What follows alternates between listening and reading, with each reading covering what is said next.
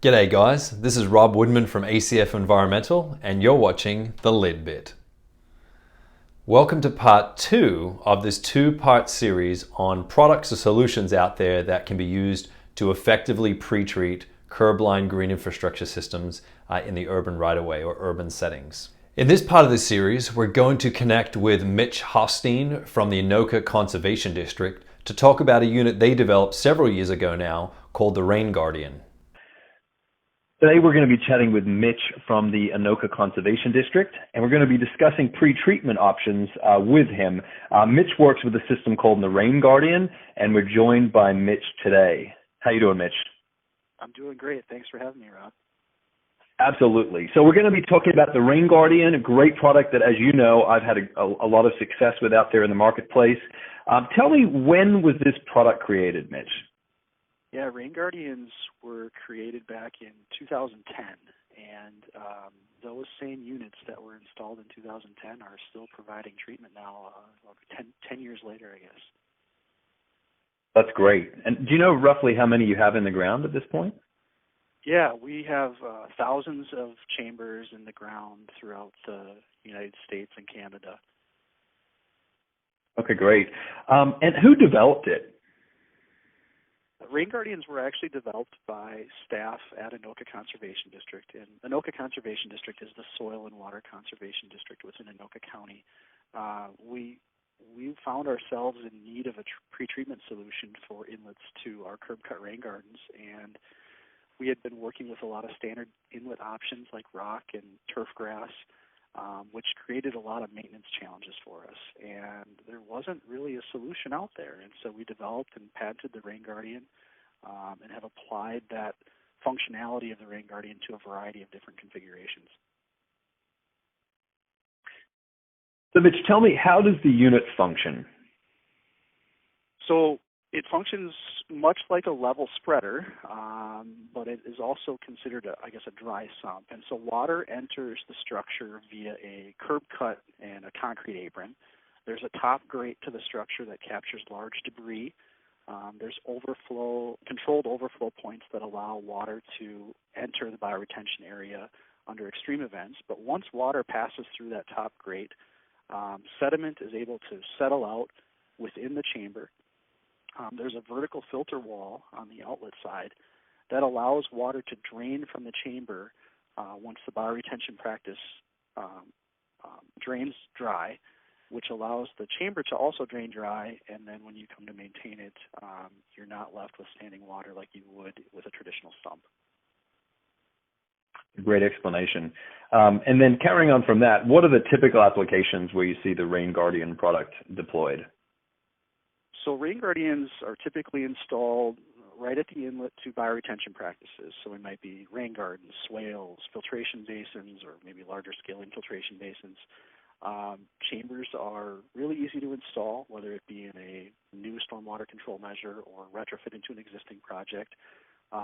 Rain Guardians provide effective capture of sediment and gross solids in a very easy to clean structure.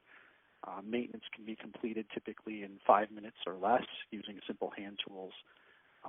The chambers have actually been tested by the University of Minnesota St. Anthony Falls Laboratory and showed to remove 60 to 90% of sediment and gross solids based on the flow rates they tested. On top of all of that, they also provide a stable inlet to the stormwater control measure, which sometimes with some of those other like rock or turf grass inlets, we see some erosion that can occur at the inlets to these practices.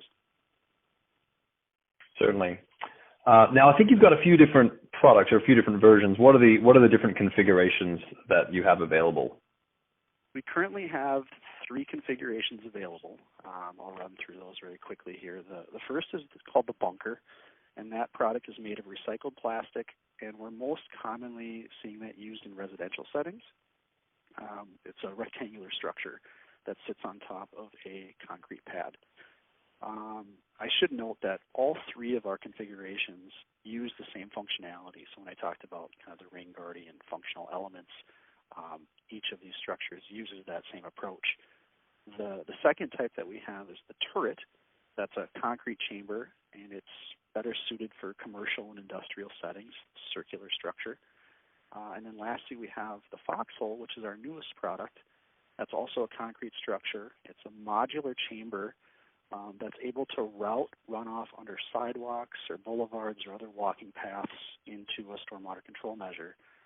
The foxhole provides a solution, say, when you want to put a bioretention basin in a location that's separated from either a parking lot or a roadway or your contributing drainage area by a boulevard or a path that you want to preserve. And so there's a top lid to the foxhole that can, receive foot traffic, folks biking or walking over it. And then for designers who may be considering using this on one of their systems, how is it typically sized, and is it scalable for larger systems? So the three Rain Guardian configurations I just talked about each have specific outflow capacities. All of those are available on our website, rainguardian.biz. And if you find yourself with a contributing drainage area that you need to pass more water, we often see routing those large areas to potentially multiple Rain Guardians, splitting up those drainage areas into multiple smaller scale bioretention areas. All that being said, there's also the controlled overflow points of the structure, which if the main entry through the grate and the filter is overwhelmed, water can overtop the structure and get into the stormwater control measure, which is really the part of the project that's providing the water quality benefit. Our product, Rain Guardian, is really a maintenance tool to simplify that aspect of these practices. So let's slide over to the contractor side of things. I imagine installation is pretty simple. What does that look like for a contractor? Yeah, installation is very straightforward. So the turret and the foxhole are both concrete structures. They're monolithic, and they include a concrete base. The bunker, being a recycled plastic structure, requires that the contractor has a concrete base put in place prior to placing the bunker. That being said, once you have the base for your concrete base prepped, we're typically using some crushed rock compacted at the proper elevation. Those Rain Guardians are set right in place. In the case of the bunker, it can be set by hand. In the case of our concrete structures, it's typically a 3-point pick and placing those right on top of your compacted base. Once the Rain Guardian's in place, you can frame up from the Rain Guardian back to typically your curb and gutter system of the parking lot or the road that you're trying to capture runoff from. And then a simple concrete apron can be poured. Generally, we're recommending an insurmountable curb face on either side of that inlet to make sure water is routed into the Rain Guardian. But very, very quick and easy installation. We have a lot of great feedback from contractors putting these in the ground. Sounds great. And then finally, one of the big things we talk about on LidBit is this idea of maintenance being key. What does maintenance look like for these systems? Are they easy to maintain, and how is it typically done? Maintenance is very straightforward. Because these structures dry out in between rain events, you're not left with standing water like you would have in a typical sump, and so you aren't required to have a vac truck come around and suck up the accumulated sediment and debris. Rather, you can show up with simple hand tools and a garbage can, pull the grate back, shovel out everything that's accumulated inside, put the grate back in place, and you're ready to go. Like I said earlier, maintenance is typically 5 minutes or less, which means even seasonal staff can be running around and maintaining a good number of these. All right, Mitch. Well, that's all I got for you. Thanks so much. It was very thorough and hopefully helpful to the civil engineers and landscape architects and developers, or even folks on the line or listeners who may be working on city scale green infrastructure practices.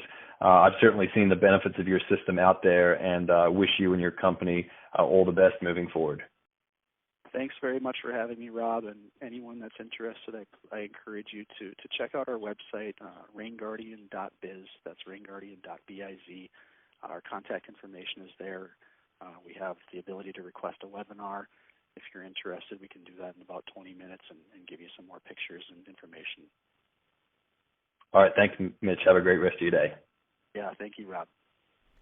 I hope you enjoyed that conversation that we had with Mitch today regarding the Rain Guardian products, the turret, the bunker, and the foxhole. And if you're looking for any more information, you can shoot an email to me. I'm posting my email below here. I've used hundreds of those on a variety of different products out there in curbline applications to protect these green infrastructure systems, and they are really working well. I can say that the systems that I go out and see in the field now that a couple of years ago maybe had a Rain Guardian installed look a lot better and have been better protected than the ones that we see without something like that device with just a riprap pad or some cobblestone. So it's certainly something to consider as a designer, and hopefully you found this little summary of the Rain Guardian product series helpful to you in your design pursuits. Have a great day.